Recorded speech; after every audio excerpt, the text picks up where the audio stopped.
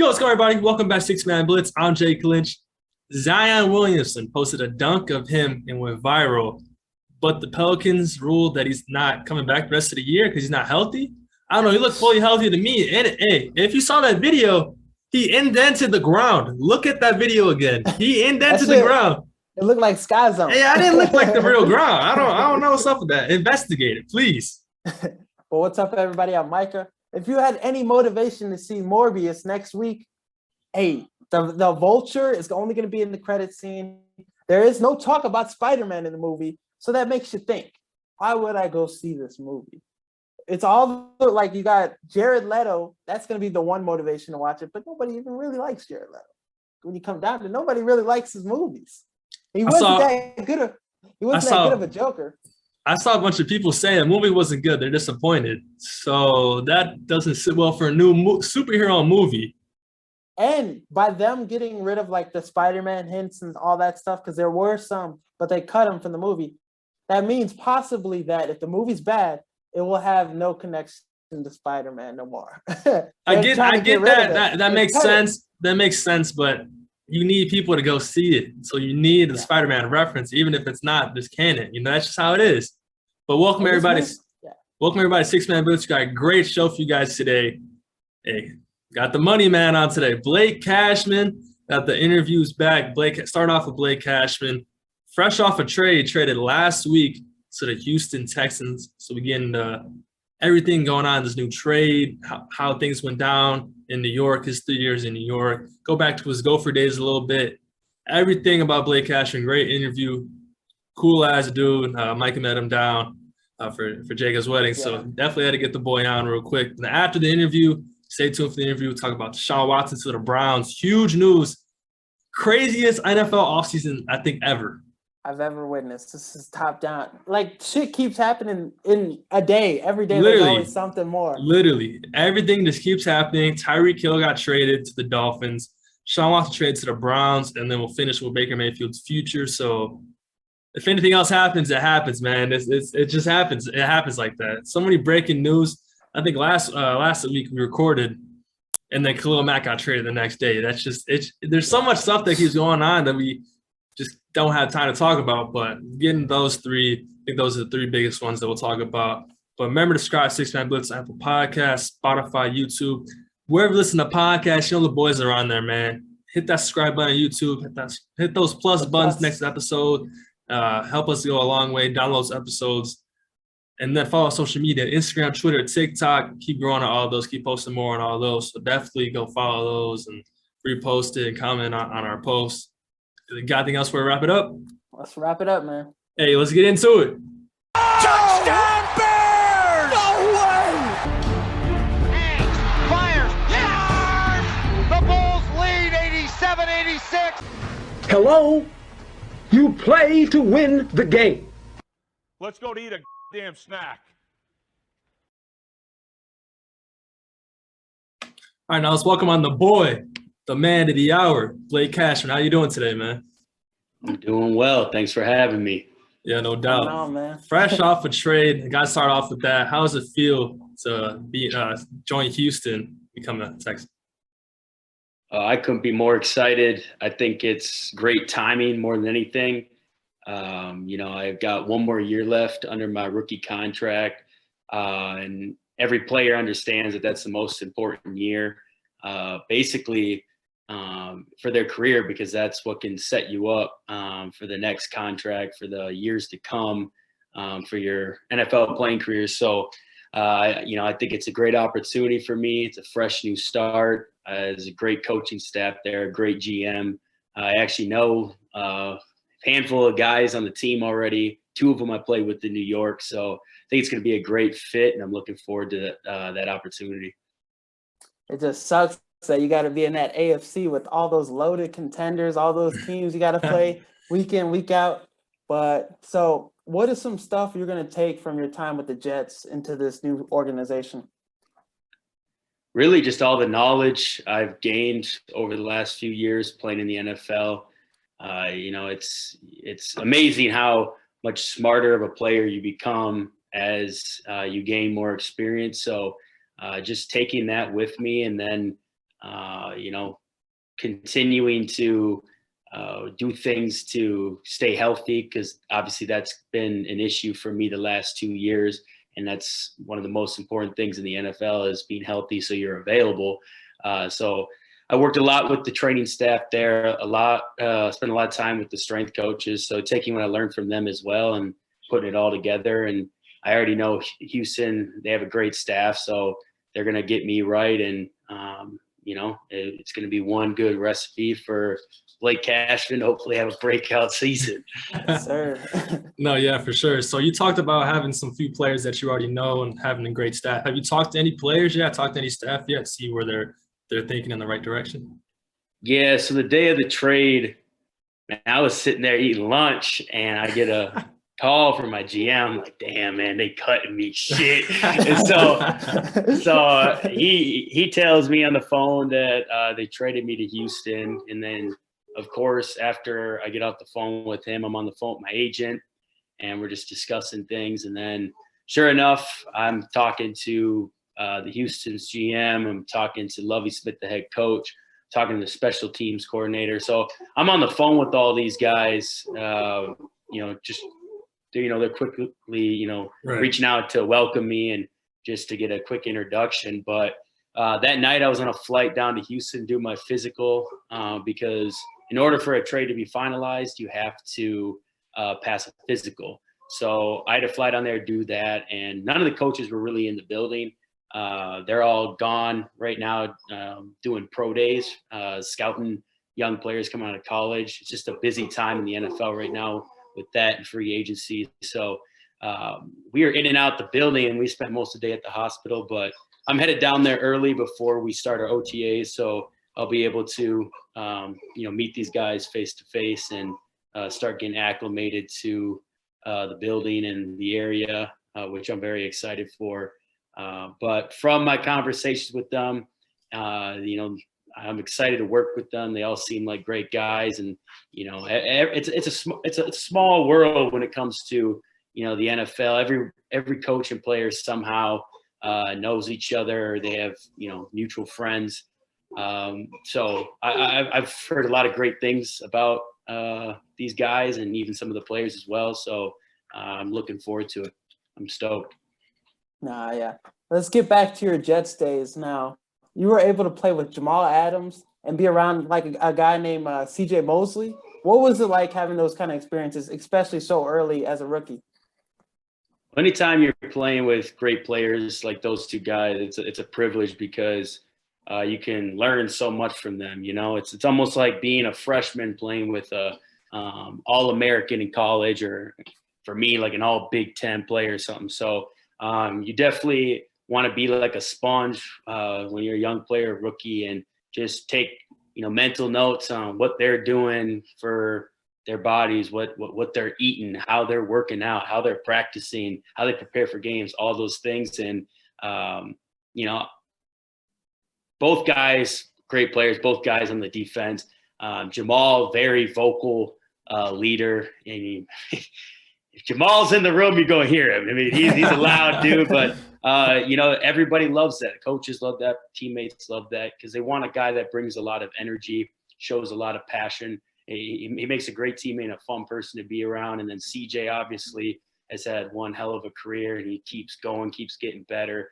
And I was able to obviously spend a lot of time with him because he's in the linebacker room with me. So, just learning off him how, like I said, how he studies game film. And then even when we're in the meetings, he's always like a player that's like a second coach where he's putting his 2 cents in. He's going to add, something to what the coach is saying. And he's a great person to, bang some questions off or ask tips from because, teammates are always going to probably have a better relationship with each other than they will with the coach, just because you have that locker room bond. So, having a guy like that in the room with you just helps you tremendously. And I got to put it out there that when you're playing with a guy and you're on the field with him, I mean, he just makes your job so much easier because he's out there, he sees things before they happen, he's calling things out.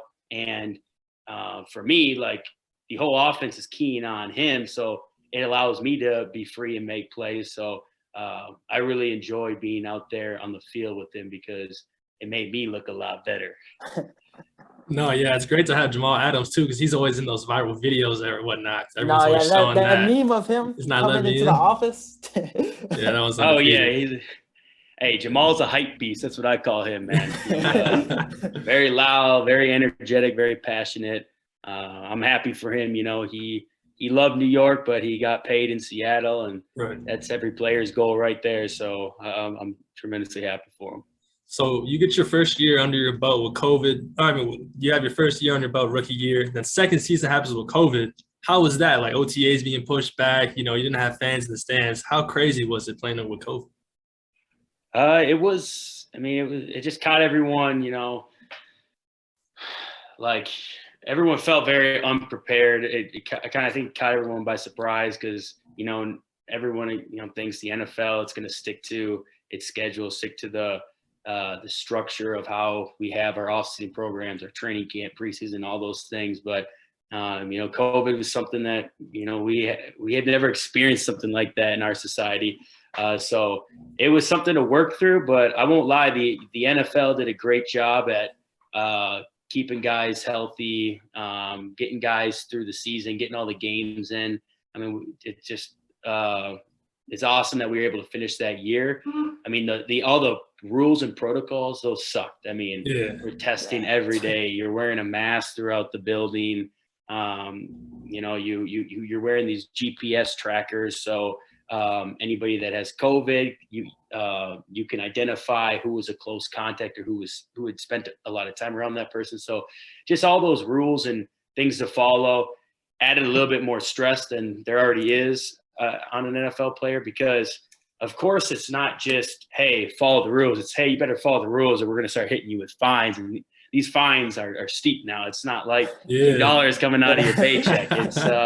It's many thousands. So, but it kept guys, on their toes and strict to abide by the rules. But, once we got rolling the season, it wasn't, really a problem. Everyone was kind of adjusted and handled it like professionals. So it went pretty smooth. No, yeah. You talk about adjusting to COVID. Last season, you had a new coaching staff come in. How was it with Robert Saleh and that having to adjust to them? It's not my first rodeo when it comes to dealing with new coaching staff. I mean, since I've left high school, I've never had the same coaching staff longer than 2 years. And even then, you have a few new faces in the building. Obviously, everyone knows a lot of turnover in football, both college and professional. But Robert Saleh, he's a man. I mean, I tell everyone he's the right guy for the job. I think he's going to bring winning football back to New York. And although I'm not there anymore, I wish everyone there the best. I mean, I have some great relationships with so many people in that building, and I'm just so thankful for all the work that those men and women put in with me. And I'll always cherish those relationships, and I have those for life. Those are always going to be a network of people that I can rely on, and I can reach out to whenever I want. But his staff, they're legit. They're good coaches. They prepare harder than anybody else, and they always have and had us ready to go on game day. I mean, I feel like every player in that building is going to benefit from them by becoming better or smarter players, which will make them better players just because the coaches get people prepared so well. Yeah, that division's getting tougher, though. They have Tyreek Hill coming to the Dolphins. All the moves the Dolphins have made. So, I mean, it looks like they got going in the right direction, though, with Saleh. Oh, yeah, absolutely. And, it's a tough division to win in. But, I think with the pieces they got, they're trending in the right direction. And that's the amazing thing about football, especially in the NFL. Anybody can be good or bad any given year, and anybody can win or lose on any given Sunday. I mean, Jets last year, man, we beat Cincinnati and they went to the Super Bowl. So, it's crazy how it all works. And, everybody can play. That's the thing. Even guys that are on practice squad, or even guys that are sitting at home waiting to get signed by a team midway through the year. Like, I've seen guys get signed a week later, they're playing and they're balling out. Like, there's a lot of talent floating around that industry and around teams. And that's why every coach and every player has so much respect for their opponent going to the game, because any given Sunday you can win or lose no matter what your record is or how many all pros you have on the team. Oh yeah, for sure. And that's the best part about the NFL. But you've been, like you said earlier, you've been banged up these last 2 years. You haven't come back from injury. How difficult is that process, being hurt and then rehabbing and then coming back? How difficult truly is that process? You know, I've had these conversations with guys I've played with, people I'm very close with, and I'm a guy. I got a strong head, a big heart, and I could go through this a million times and keep coming back stronger. Like I got no quit in me, and with the injuries, especially the past 2 years, it's been really frustrating. And I won't lie, like as each one occurred, I kept getting more and more frustrated. But never did I think, man, this ain't for me, or is this a sign I should be playing? Or I'm going to quit, F this, I'm done. Like that never crossed my mind. I just was like, guess what? I got to put my head down, fight through all the bullshit with the PT and sitting out, and, keep coming to work. But, last year was when it really, weighed heavy on me, just because I spent a lot of time doing different things in the off season to, make sure I could stay healthy. And that's the crazy thing about football, man. You're guaranteed to get hurt, but all these trainers and strength coaches, everybody thinks they got the magic answer to every problem. Yeah, exactly. The new science, what it all is now, science and analytics, and so I did all this preventative work, and obviously it didn't help, but it's a violent game. Shit happens. And but I was super frustrated, man, like where it took a toll honestly on like my mental health a little bit, my personality. I just woke up just kind of an angry, crabby person. But again, when I said I was so thankful for people in the building, everyone had my back, and they understood how frustrated I am or was. And so that's the most important thing, I think, when somebody is going through something that they're really stressed about or frustrated or struggling with, is it's all about your support system around you, the people that truly care about you or are looking out for you, and talk with them, meet with them, and use them as a shoulder to lean on. So that's what I did. But it sucked being out. I hate missing time. And what makes it worse, is you put so much work into this game to be out there to compete, and then it gets taken away from you. So in a way, I feel like that been deprived of football, but I always try to look at the positive in it all. And, I look at it as, hey, I missed a lot of time the past 2 years, but that time's gonna be made up on the back end of my career, because as a 25-year-old linebacker, my body's a lot more fresh and healthier than guys that were playing 17 games the past 2 seasons, So I always try to look at it the positive as a benefit. And again, I did some other different things for my training and my body this off season. So I'm going into this season as a Houston Texan with a lot of confidence. Whole new guy, kind of fresh start kind of thing. Exactly. Now, you mentioned like it's injuries bound to happen. A lot of injuries you can't control them, but fans sometimes get crazy. They send death threats to a lot of people. Now, have you had a bad encounter with the fan? Never in person. One guy came at me and a couple of teammates one time. It wasn't anything too bad, but it was like some of us guys on IR, and we were hanging out at this steakhouse in New Jersey, and this man comes up. He's like, "Man, y'all got a game tomorrow. What are you doing out here?" And then we're like, "We're injured, so we're not traveling with the team. We're not playing."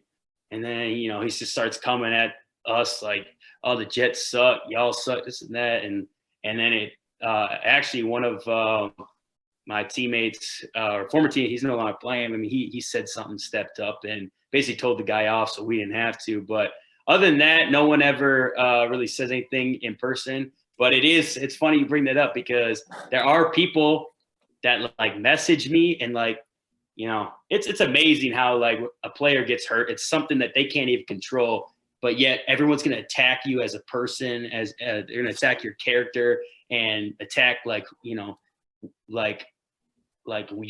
work ethic. It's like, dude, I can't control that, but some of these people, like I'm like, I don't know, who the hell is this? So I'll click on their profile for my amusement, and I realize like, yo, I've met this person before, or like I've like signed a hat for this fan, like because like, there's some fans, crazy fans that they come to a lot of the practices or training camp, practices and scrimmages and stuff. So you kind of get familiar with a few of them, but there's a lot of fake energy, a lot of fake love, but they'll never say it to you in person. They'll bash you on Twitter or Instagram, and then they see you in person, they want to get a picture. So I never take it to heart. I never take it too personal. I know how it just comes with the job. That's why we're professional athletes. Some guys do, but honestly, it's ridiculous what some of these people say. I forget who the running back is for San Francisco. Oh yeah, Mozart. Oh yeah. Tears his ACL and he starts getting death threats. Are you kidding me? And they're talking about his fantasy team. I'm thinking like, man, you think he wants to tear his ACL? Like, you think somebody really wants to be going through, like, anybody that has an athletic bone in their body that's competed at a decent high level and been injured knows how much it sucks to be out. And then on top of that, anybody that's not even an athlete that's just been injured in general and has had to go through physical therapy for some serious injury, it blows. I mean, it's not only a physical battle, but it's a mental battle too, because it's just so gruesome. So like, it's totally it blows my mind when I see some of this. No, you got a lot of people that internet warriors. They're just saying all this stuff on the internet. Right. And they'll say it to like people's wives and kids. Like, it's just like, what is? I never saw the need for that. Oh yeah, I mean, I've seen a lot of crazy DMs towards me, towards my teammates, guys I've trained with. I've heard like the horror stories from what some of these people say to guys that I've played with that are just when we're just chopping up the locker room or something. So it's nuts, man. It's people feel like they got a lot of power and they got a strong voice when they're hiding behind a screen. That's for sure. Definitely, man. So going back to your Gopher days for a second, you grew up in Minnesota. You decided to stay home in Minnesota. How special was that to stay home and go to Minnesota? Oh, I think it made my college experience that much, I think it made great, that much better, just because it made it special, because I had my support system right here with me. They were able to come to the games and they're able to share those moments and those experiences with me. And, it's always great to finish a game, and whether it be home or away, coming out the tunnel to get on the bus or go back to my apartment in Dinkytown, like to see your family and friends there, to see, your teammates, family, and friends there, to just share those moments, those experiences was wonderful. And it's always fun to be, the hometown kid, going on to do and bigger, better things, and ultimately be like an inspiration for other kids back in your city and, from your state. So that's what, I think is the greatest thing about it, just because I felt like growing up, Minnesota doesn't get a lot of love when it comes to high school recruiting, at least in football. And you didn't often hear or see guys going D1 or playing in the Big Ten. So to be, a guy that was able to do it and to, show these young kids stuff that can be done is pretty cool. And I always love to share my story with people that ask. And, I still go back to my high school, go to basketball games. If I'm home, go to the hockey game. So it's a great deal. And college was awesome, man. It was awesome. Yeah, like now that you mention it, I rarely hear Minnesota recruits or anything. It's more like the Florida, like Illinois, the Texas kind of thing. So it's crazy. Didn't make me think. Yeah. Yeah. And, Wisconsin, Iowa, Nebraska, I mean, they steal all of our in-state talent, which sucks, but hopefully PJ over there, Minnesota, can get people to row the boat down to the Twin Cities and get on Dinkytown, because we need to keep those recruits at home, and I think it's going to make a difference for the program, which I already know he's doing a good job at that. So your senior year, you had a very productive season. You had 104 tackles. So what did it feel like to have that good of a season to end your career, your collegiate career? It was great.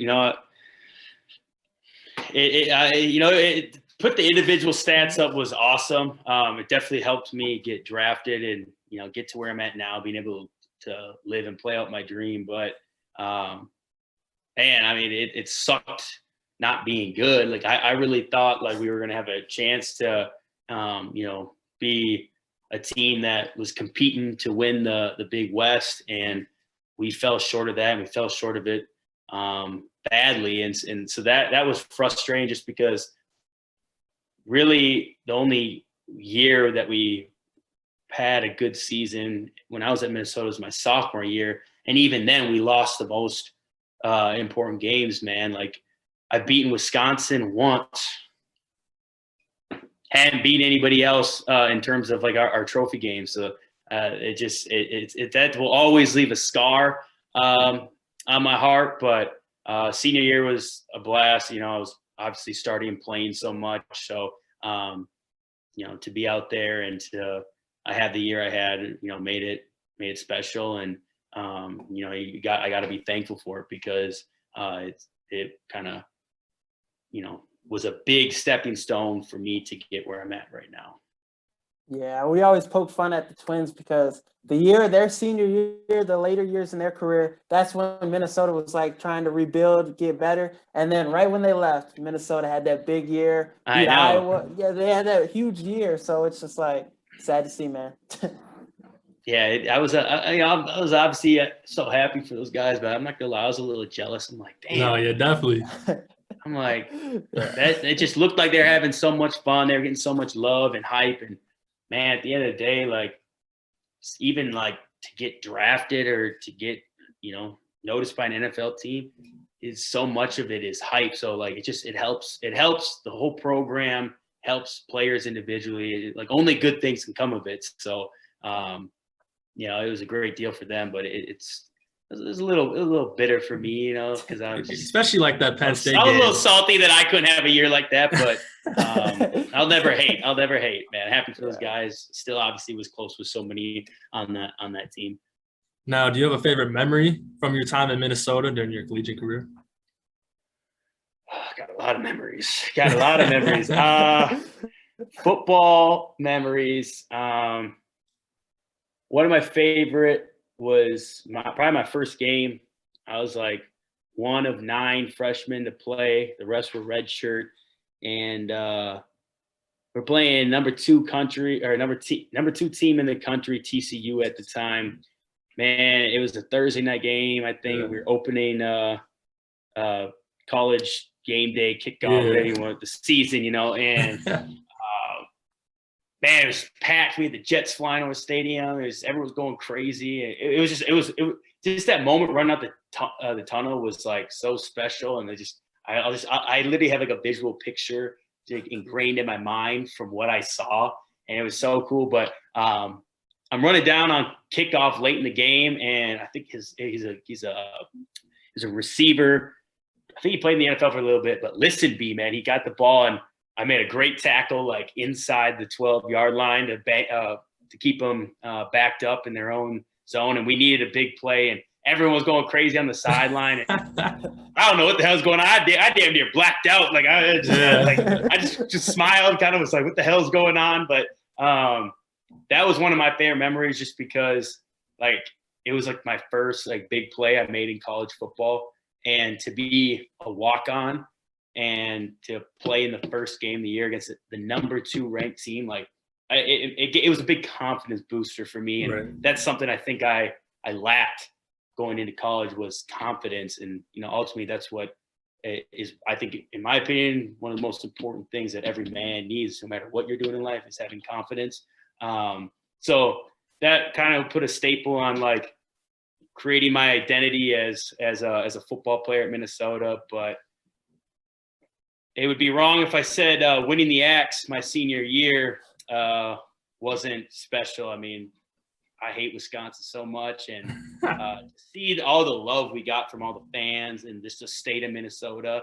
When we had this like pep rally when we got back was so cool, and I definitely cherish that moment. But it made me think like, wow, how much bigger and better could this have been if we would have won more trophy games? So kind of put that in perspective. Yeah. But it was so fun to beat them and just to hold that axe up and chop down those damn goalposts at Camp Randall. So that was definitely two highlights for me personally in my college career.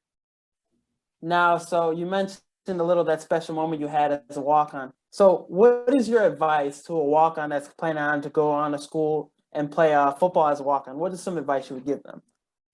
Simple. Work your ass off and have patience. You know, you're going to have to wait your turn to get on the field. They're always going to give the scholarship guys and the recruits with stars, 3, 4, 5 stars, whatever it is. They're going to give them the first crack at it, first opportunity. And when you get there, you may be like, I'm a better athlete or a better player than some of these guys. I damn sure felt that way. I mean, I got there and I was like, this is a 4-star recruit. I was like, I go, I'm one of the best athletes out here right now in the class. So, you got to have patience and understand that's just how it works, man. There's politics everywhere you go in life, no matter what you're doing.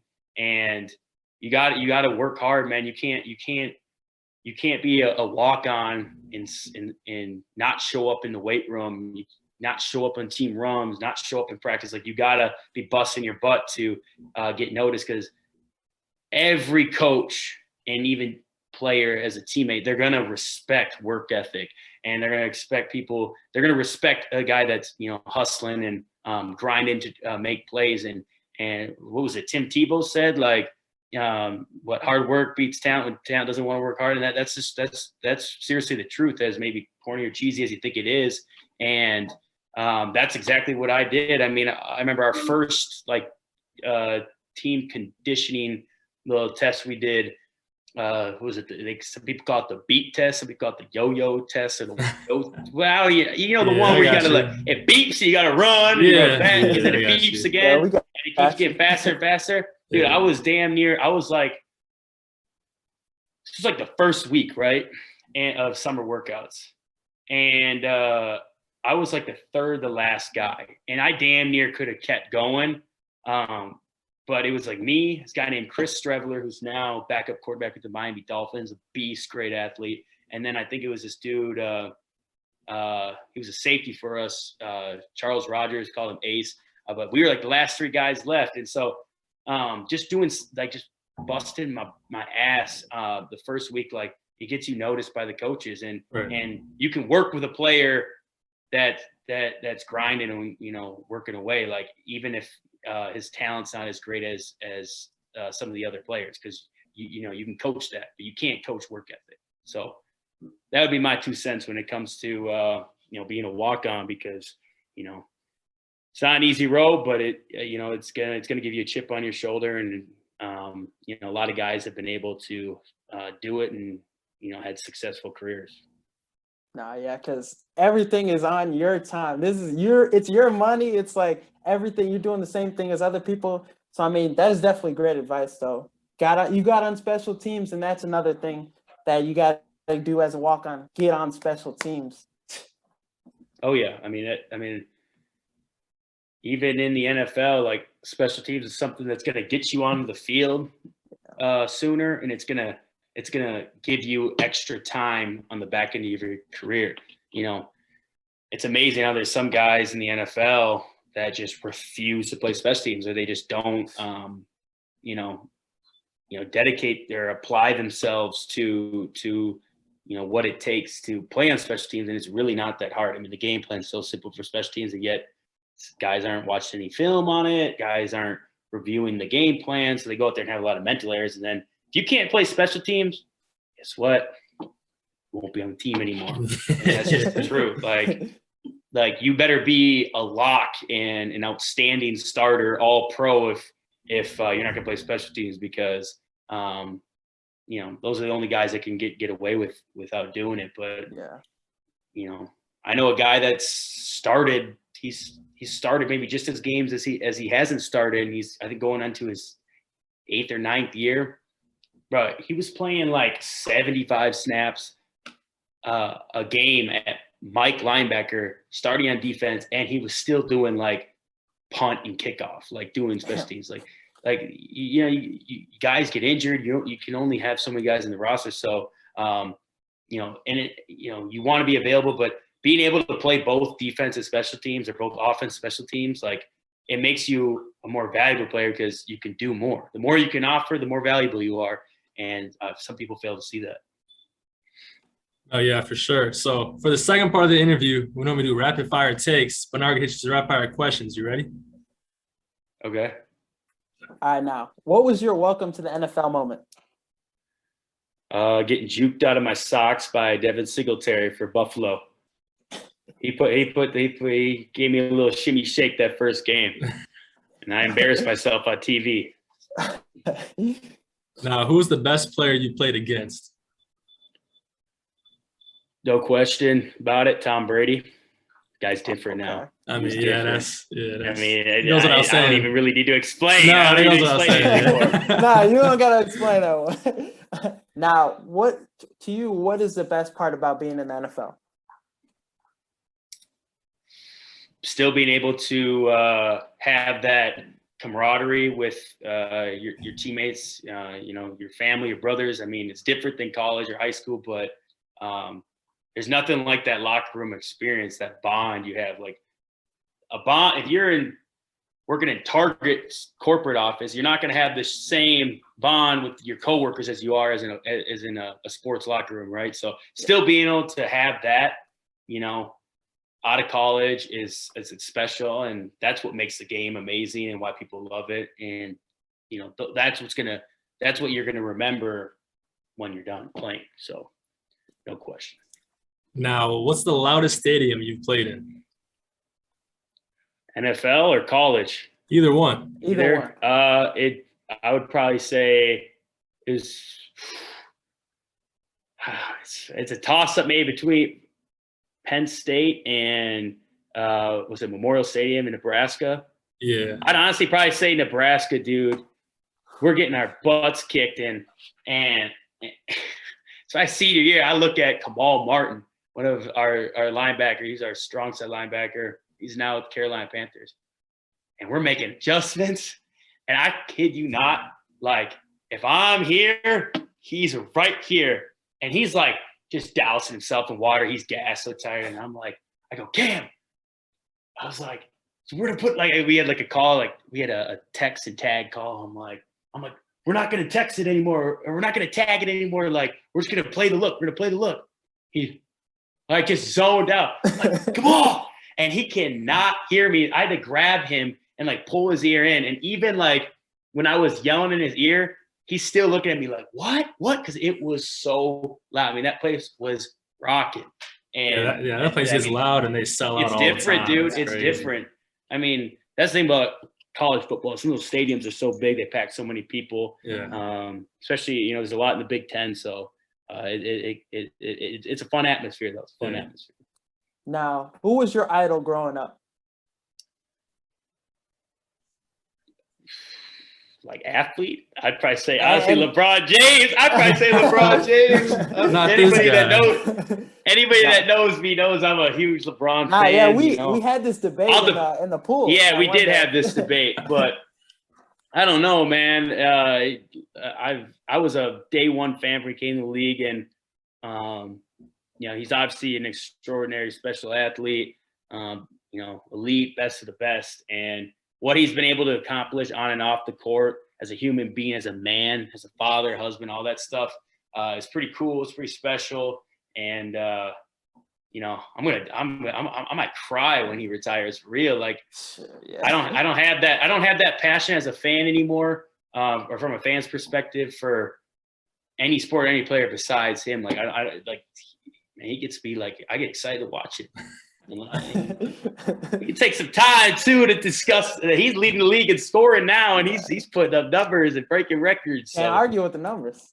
Yeah, And I go with the numbers 5 to that playoff seed, though. That's the only thing I'm. No, I know. He just needs one more ring before he retires, and he's solid, man. He's solid. Now, who's on your pregame playlist before a game? Ooh.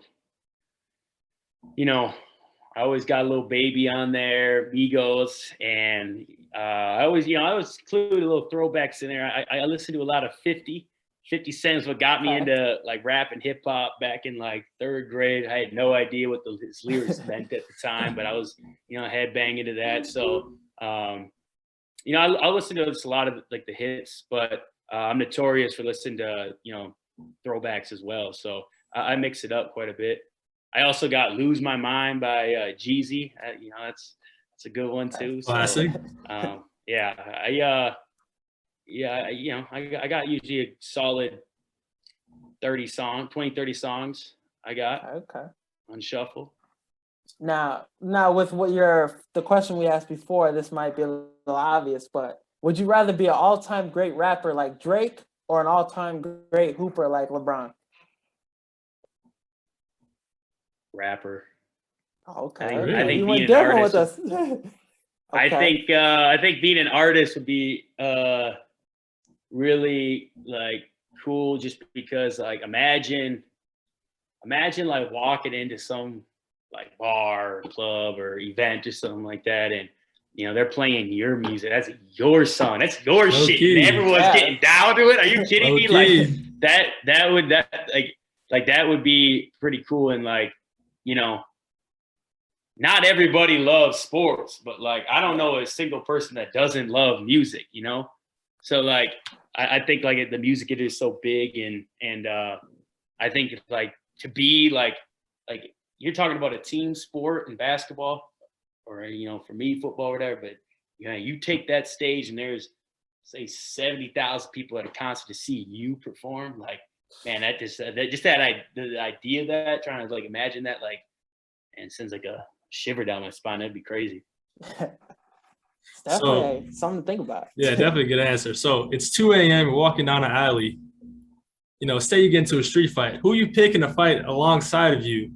It could be anybody. Who you picking? 2 people. All right, just one person. Just one, dude. I might take one of my former teammates, now retired, named Alex Lewis. That man, I swear to God, he played offensive line for us. He wasn't afraid of anything or anybody. I mean, I think like he's just a little crazy up here, but I love the guy, and he would go to bat for anybody. If he had any type of relationship with you, kind of has that like badass like cowboy mentality, and I mean, him and I have gotten into 2 fights in training camp before. I mean, every single time we had a fight in practice, it always revolved Alex Lewis. But but he was just that guy, that he always had his teammates back. And then when it came to training camp, he always had the offensive players back. So I'd definitely take him, because he'd be the guy to step in front of a gun and grab the barrel and try to like bend it and hit the guy in the face. Like he has no fear, bro. No fear. Right. All right, now, so I'm interested to see this list that you're going to put together for us. Now, 3 dinner guests, dead or alive. Who are you choosing? I think the last time I answered this question was in high school. Abraham Lincoln. Okay.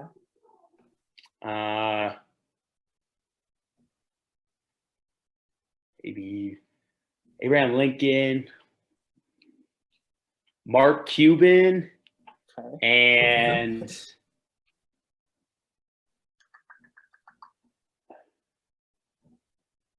Will Smith. Okay. That's a good list. Yeah, that's a good list. You got to have all the different personalities in there. I think that's what people Exactly. Mark like. Cuban is an interesting one. I like that one. No one's really said that Well, one. man, he just, he's Mark Cuban. He has so many different investments. I mean, his portfolio is so versatile, but he's a very opinionated person, but, I just feel like the guy's everywhere. He's obviously very successful. And I feel like, anytime you'd be able to sit down and have dinner with a billionaire, that'd be pretty cool to pick their brains. But I feel like he'd be more entertaining to sit with at dinner than like Bill Gates, in my opinion. Yeah. So Yeah, for sure. Now, the last question, we ask everybody this question. In the movie Cars, do they have life insurance or car insurance? and they live in vehicles. Gotta be life insurance. Okay. Gotta be life Okay. insurance. Nah, we had Jacob come on here. He said health insurance. And we were like, what the fuck? We gave you 2 options. You made your own option. That sounds about right. That sounds about something you say. But yeah, that's definitely the popular choice, life insurance. A lot of people go life Yeah, it's insurance. gotta be.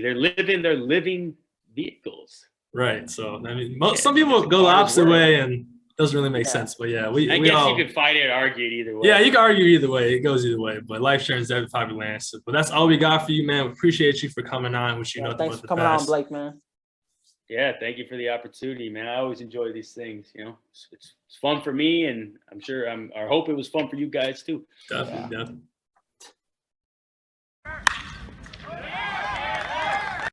All right, the boys are back, man. Hope you guys enjoyed that interview.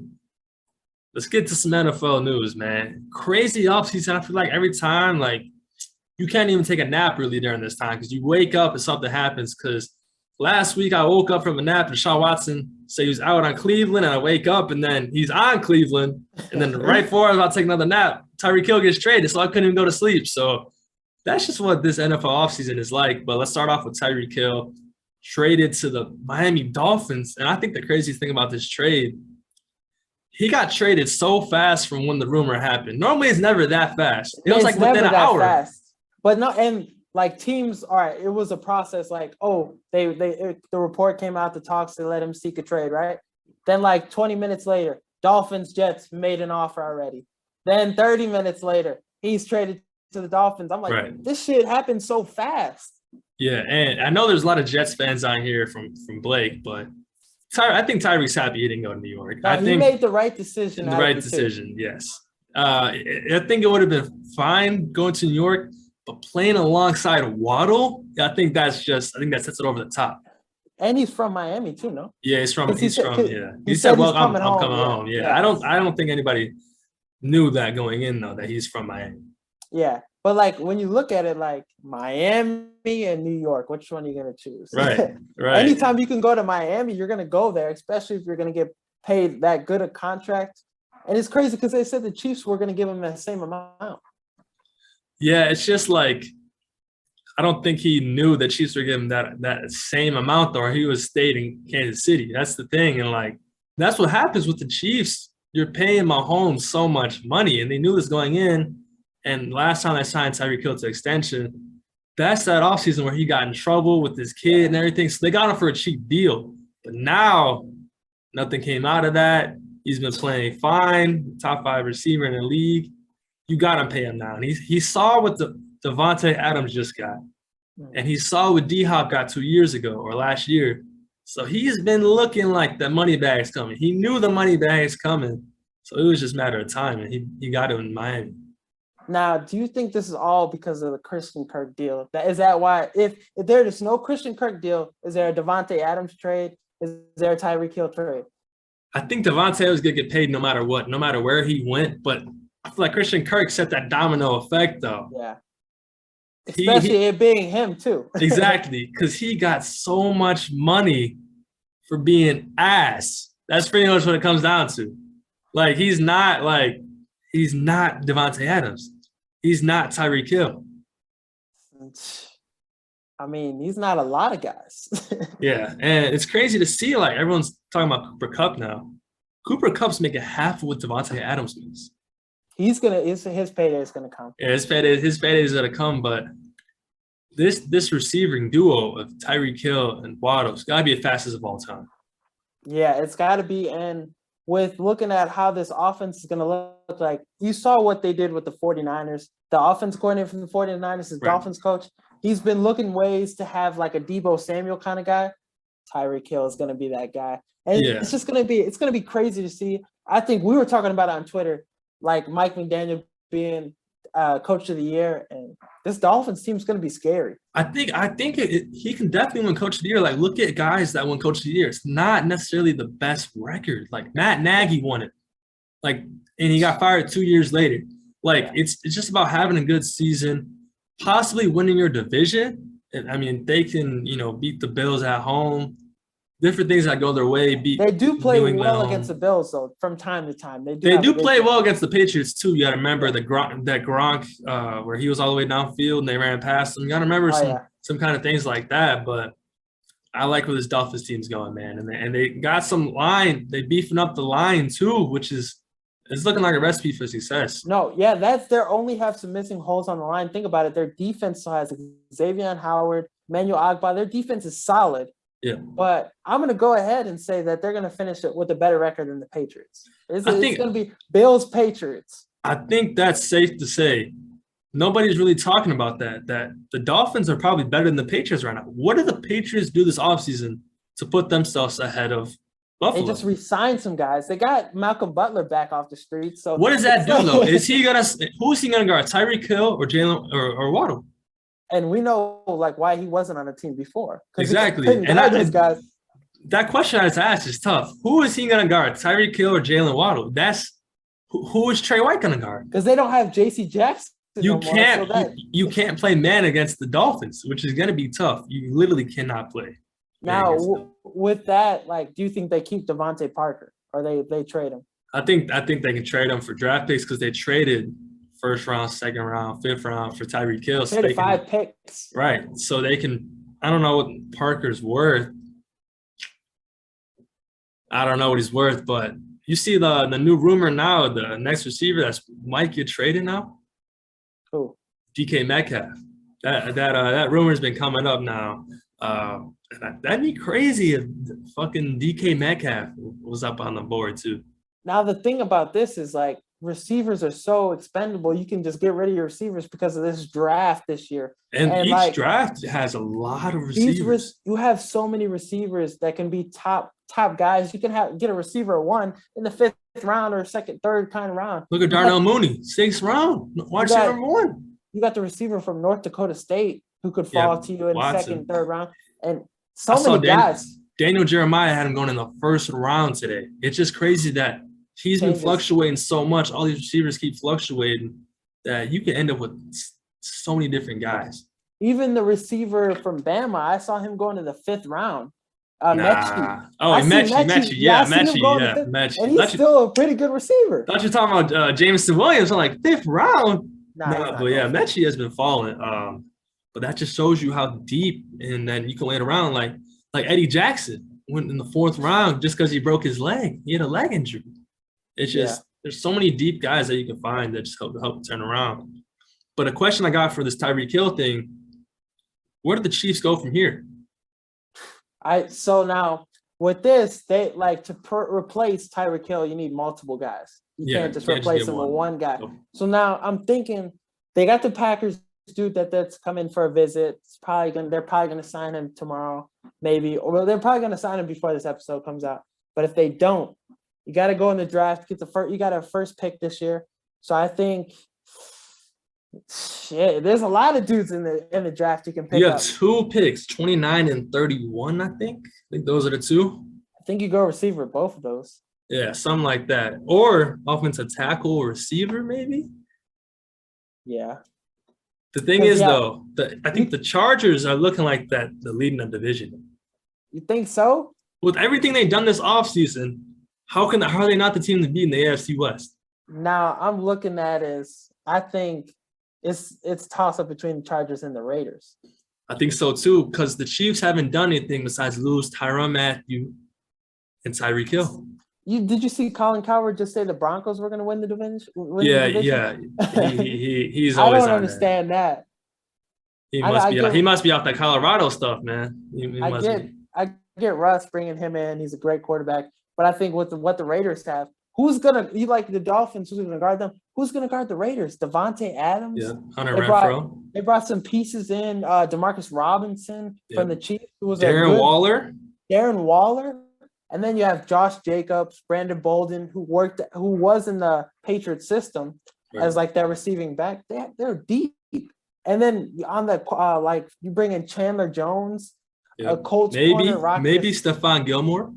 Maybe, or Tyrann Mathieu too. This team is gonna be loaded. Yeah, they just keep the Raiders are a rumor to a lot of people, and I think it'd just be crazy they keep pulling it off. And it's just like they wouldn't have done any of this with Gruden. Nah, yeah.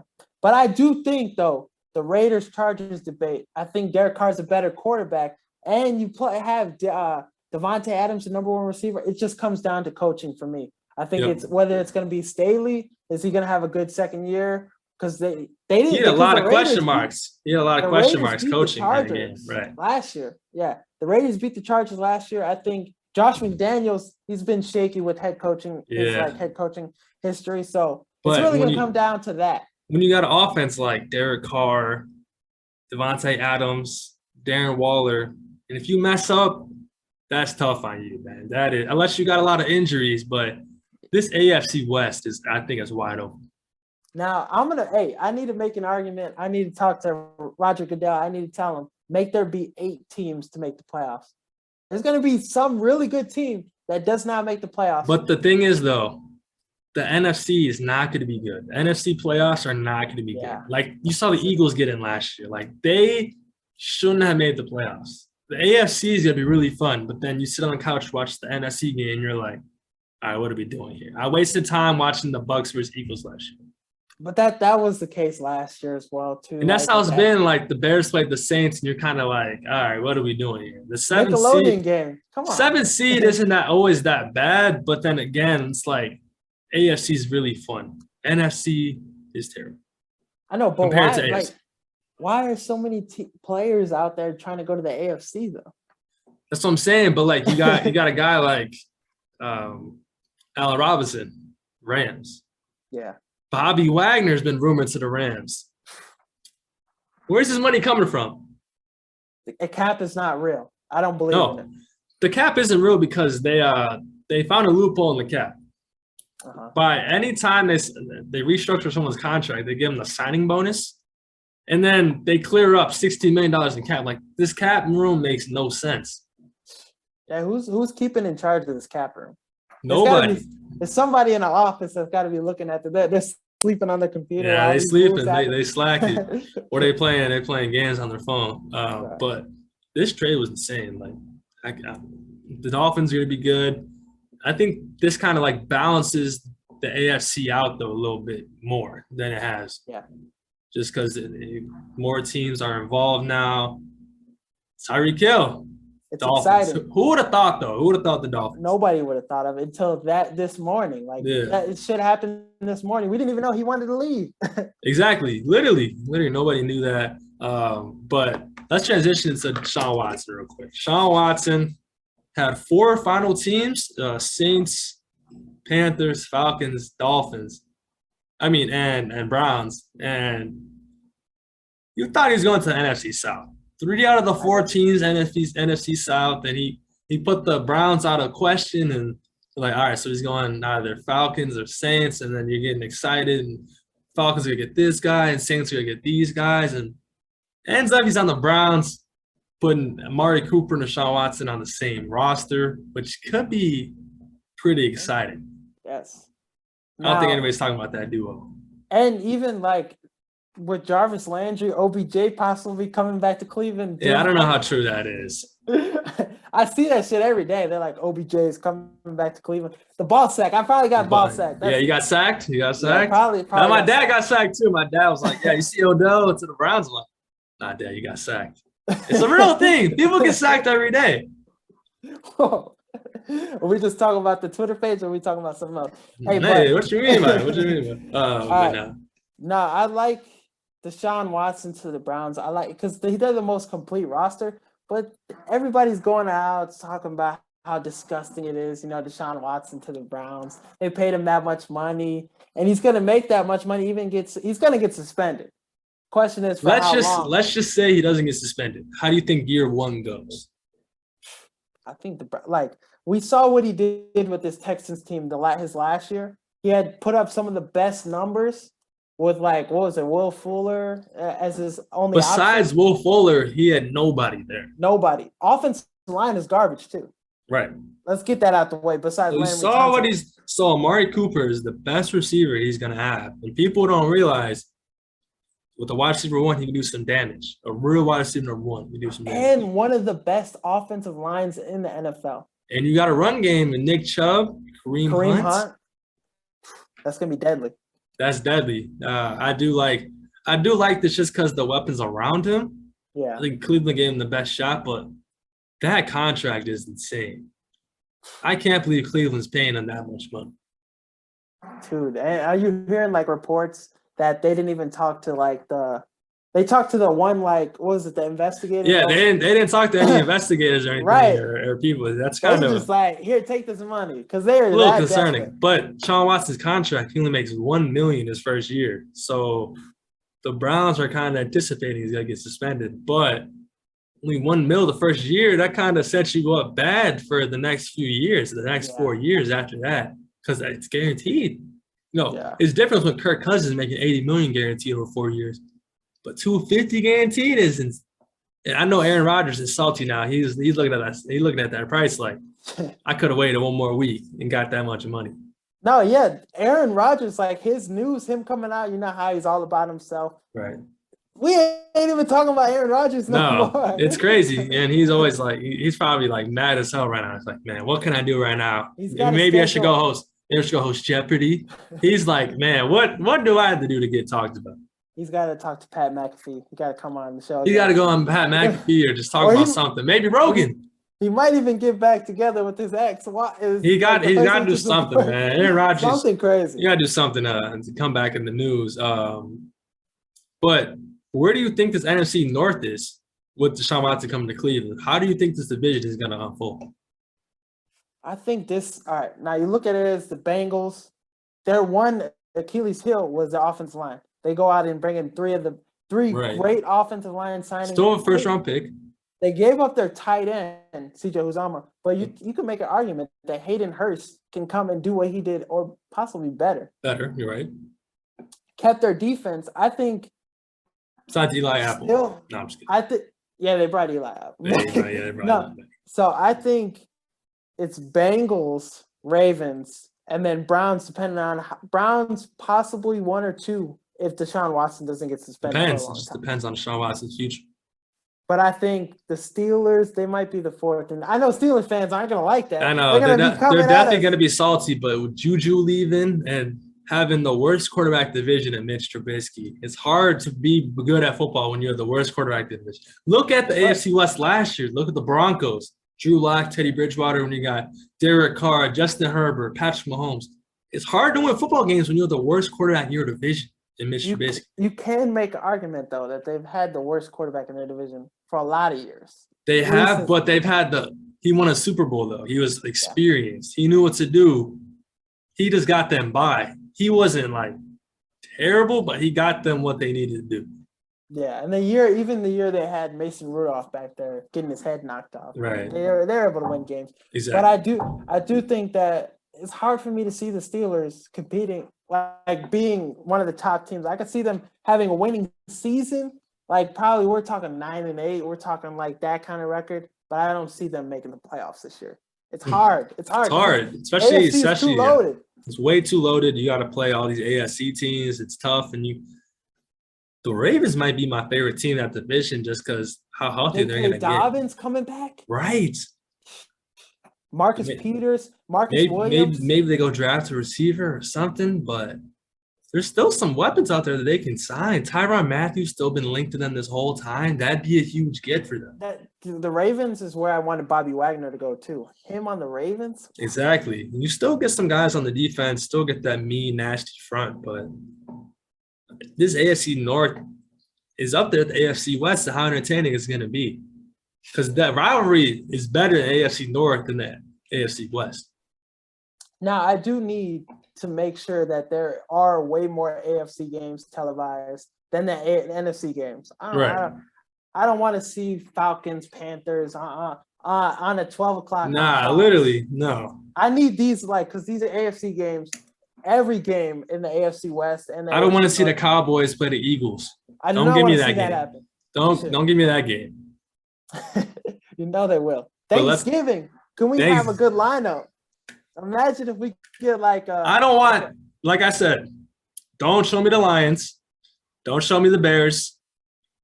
If you're gonna show me the Cowboys, give me a good NFC team because they're gonna do it. You gotta have Jerry's World. I don't what NFC team. Not 49ers put the playoff Cowboys. matchup back in. Maybe think that's a good one. that's a good matchup, but don't go 2 AFC games.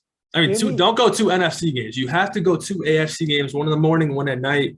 You gotta do something. Steelers, Ravens would even be good, even though that's not the best game in that division. Browns, hear me out. It's Deshaun Watson back on the Browns. If he Ravens, plays. Browns. That is a game I would want to see. Ravens, Bengals. Because they usually do like rivalries for Thanksgiving games. So I'm thinking, ooh, what about Bengals, Browns? Chargers, Chiefs? Or Raiders, Chiefs? Because you know how their history is. But the Cowboys played the Raiders like this year, right? Or last year they played. Yeah. That was good. That would have been good this year. Get the Sean Jackson signed up for one game and have him go crazy. I mean, but yeah, Thanksgiving there needs to be some firepower. Maybe Christmas. I don't know what day There Christmas need to falls be on a this year. change for that. Thanksgiving games, I don't want to see some booty ass games while I'm eating food. I don't want to see the Bears Lions play like it's. Yes, I'm a Bears fan, but I don't want to see the Lions play every year. What do we gain from that? Like, yes, growing up, We know what's going to happen. We got to see Megatron, got to see Matt Stafford. That's cool. Who am I watching now? Amon-Ra St. Brown and Jared Goff. Like, yes, I like Amon-Ra, but he's not Megatron. He's not bringing me in like Megatron. Yeah. So it's not a game I enjoy watching. Right. Now let's get into the last thing before I wrap this up. Baker Mayfield and his future in Cleveland. Teams have already come out and say they don't want him, like the Panthers. So there's not a lot of teams for him to go, and Baker's just name is being slandered the whole time. And don't they know this is a setup from Progressive? Progressive is trying to show how easy it is to move your home, and just pick it up where you left off with insurance and everything. This is from Progressive. This is from Flo. Now, I honestly don't think Baker's that good. Now, hear me out. I know you're a Baker guy. I know you stand tall. Got to stand for Baker, man. But just it's hard to judge him too. Like if you're gonna, it's hard. Don't judge him off last year because he had the torn labrum. He was hurt all year. Judge him off the year that they took him to the playoffs. Yep. That was Baker's best year, and that was a good year. But I don't think teams are gonna go out there because the quarterbacks, the teams that needed quarterbacks showed you how they feel about Baker. Right. Colts would rather have Matt Ryan in there than Baker. Experience. Falcons would rather have Marcus Mariota than Baker. But the Mariota thing, Arthur Smith had him in Tennessee. He knows the system already. Better relationship. I want to see Baker Mayfield in New York. I want to see him on the Giants. You're telling me Daniel Jones is better than Baker Mayfield? He's not. He's not, right? So you put Baker in New York, have him compete against the Eagles, the Cowboys, the football team. The Giants could be decent, man. Brian Dable, you saw it last year, Josh Allen, everything, a mobile quarterback. Baker be that mobile quarterback. Last year, he was playing on a torn labrum. He led Cleveland to the first win in the playoffs in 1994. Baker is that guy, man. He's got the underdog mentality. I want Baker Mayfield on my team if I need a quarterback. So Giants are number 1. But number 2, the Seahawks. I mean, should have a competition. Drew Lock versus Baker Mayfield. Best man wins. I mean, I think that competition is going to be very short. I think Baker is obviously the better guy. Right, but I'm saying, you know what I'm saying. And then the last team, the Lions, there's really no team that needs quarterback. If you want to bring someone in for Jared Goff, which probably not. Maybe draft quarterback 32, second round, maybe something like that. But the Browns want a first-round pick for Baker Mayfield. Like, I'm a Baker fan, but that's unrealistic. No, that's very unrealistic. That's not going to happen. You think about some of these quarterbacks that are going out are like Matt Ryan, like other quarterbacks that are better than Baker aren't even getting first-round picks. Exactly. So, I mean, but it looks like he's going to end up getting cut. That's what it's going to come down to. Yeah. I don't think the Browns get anything back for him. And that's when teams know that, like teams out there and they already traded for Deshaun Watson. They know they have to get rid of Baker Mayfield, so they're not going to trade him for a first round pick. He's not worth that. Other teams have leverage, so I've been seeing some people say they should try. Tennessee should try to get rid of Tannehill and bring in Baker. Nah. But we know Tannehill's better than. They were a first-round seed last year. There's no need to get a new quarterback unless he's really better than Tannehill. Improving he's better than Tannehill. What has he done that's proven that he's better than Tannehill? Nothing last. Like Deshaun Watson proved. I mean, he's proven that he's better than Tannehill, but obviously they don't want to make that investment 3 first rounds for a team that was in the first round last year. I think the Seahawks should go pick him up. I think Giants or Seahawks makes the most sense for Baker Mayfield. I'm hoping Giants hold on to Tyrod and he wins the job. That's my guy. I root for That is your guy. That is your guy. He is a guy. Like when you think about most screwed over. He's most screwed over, but you don't see him going out there being like mad about it. You know what I mean? He's just the next opportunity kind of thing. Like he's a great guy. Good guy, as they say. Let him date your daughter. Yeah, a guy like that. Never talked to the guy, but you let him date your daughter. So that's all we got for the show. What you got for closing remarks? I'm just gonna go ahead with the Bulls struggling right now. It's been sad to see them because there was all this hype about the Bulls. We were all going crazy, #1 seed. But it's sad to see them go in every game they play a contending team and lose. They're gonna lose. Don't lose bad though. I mean, no, like don't have it be like a competitive loss. It's always a blowout. And it's sad to see we are missing Lonzo, but I don't think Lonzo stops us from getting like it's that dramatic of a drop off. We still have 2 All-Stars. We still have Vucevic. Like, come on. The Bulls need to get it together. I need something to watch while the football is not back yet. USFL is coming up soon. Won't watch that. My closing remarks on the Bulls too. The paw. Patrick Williams is back in full effect. Well, not quite yet, but he's back. He's been playing minutes, hasn't been starting. Hopefully, we get him, enough minutes to get him well rested, get him back in shape and everything, so he's fine come playoff 10. Got 10 more games, so hopefully that takes some time. Maybe low management a few games, come off the bench here and there, get him acclimated, get him comfortable, and get him back and hit the ground running for this playoffs. But that's all we got for today's show. Make sure, like I said earlier, subscribe to 6 Man Blitz, Apple Podcasts, Spotify, YouTube, wherever you listen to podcasts. The boys are on there, man. Make sure you do it. Helps us out, go a long way. Hit that subscribe button, man. Trying to reach our goals soon. Definitely go follow social media, Instagram, Twitter, TikTok. Posting more on there, like I said earlier, so definitely go check that out. And get some more interviews coming up soon. Not going to say anything because whenever we say something, nothing happens always. So definitely make sure to keep up 6 Man Blitz soon. Tell a friend, tell a neighbor, tell your dog's owner about 6 Man Blitz. Whatever you got to do, tell them about the boys, man. We'll be gladly appreciated. And I guess that's all we got. We'll see you guys next week. Peace.